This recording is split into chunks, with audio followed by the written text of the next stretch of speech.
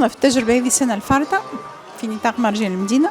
عملنا 2 سهرات في الأكاديمية، والسنة ما كانش ضمن مهرجان المدينة، دونك طورنا التجربة هذه وعملنا 5 سهرات بشراكة مع بلدية صفاقس، 2 في أكاديمية صفاقس للمألوف، و3 سهرات في ساحة القصبة في نطاق تفعيل الموسيقى وجعلها في متناول الجميع. ننطلق الليلة بالسهرة الأولى أداء فرقة نادي الأصيل للموسيقى العربية بقيادة المايسترو يوسف طرابلسي، ثم أيام 25 26 و 27 مارس مش تكون فرقة أطفال أكاديمية صفاقس للمألوف وشباب الأكاديمية، والسهرة الثالثة ستؤمنها فرقة التخت العربي بقيادة المايسترو رفيق المهيري. ونختم يوم 29 مارس في مقر الأكاديمية بنادي المألوف للأكاديمية، وبذلك نكون أمنا 5 سهرات من المألوف والطبوع التونسية اللي إن شاء الله تستهوي الناس، واللي قاعدين نلاحظوا كل مرة عدد الناس اللي تتوافد علينا قاعد يكبر.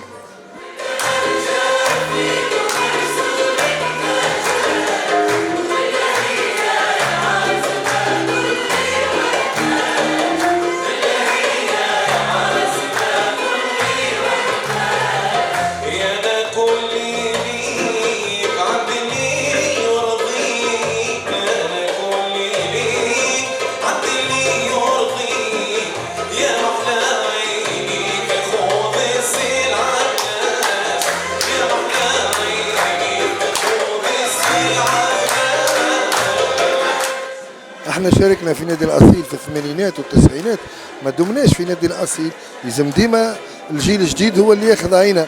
الوليد اللي غنى تبارك الله عليه غاده نعرفها مليح، وسعدت كثير اولا بلقاء اصدقائي وزملائي. ثم كان البرنامج خفيف مالوف خفيف، اصوات نيره، فرقه ولو هي مصغره تعمل كيف، كان جو يعمل كيف خفيف نظيف، بارك الله فيهم.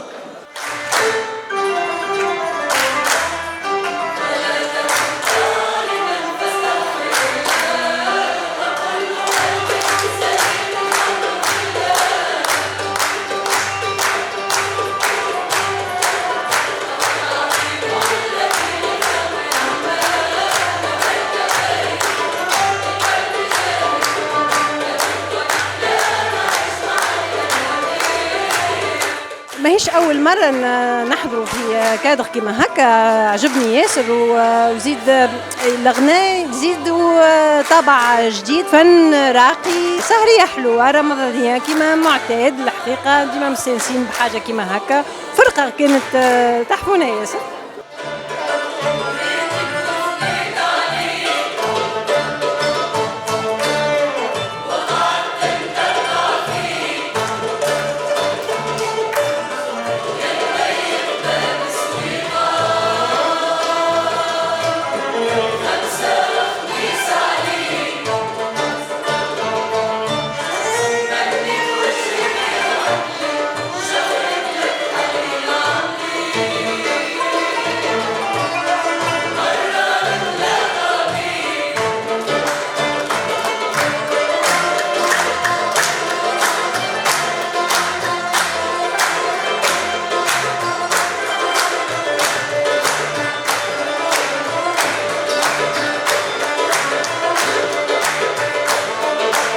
هذايا ما هو تاريخنا وتاريخ أجدادنا، وأهم حاجة في الموسيقى بالنسبة لي أنا هو المألوف، والحقيقة حاجة باهية اللي عملوها اليوم على خاطر يرجعونا للتراث، وخاصة في المقر هذا بالذات لأنه بالحق مقر ممتاز، وإن شاء الله تتعاود في فرص أخرى إن شاء الله.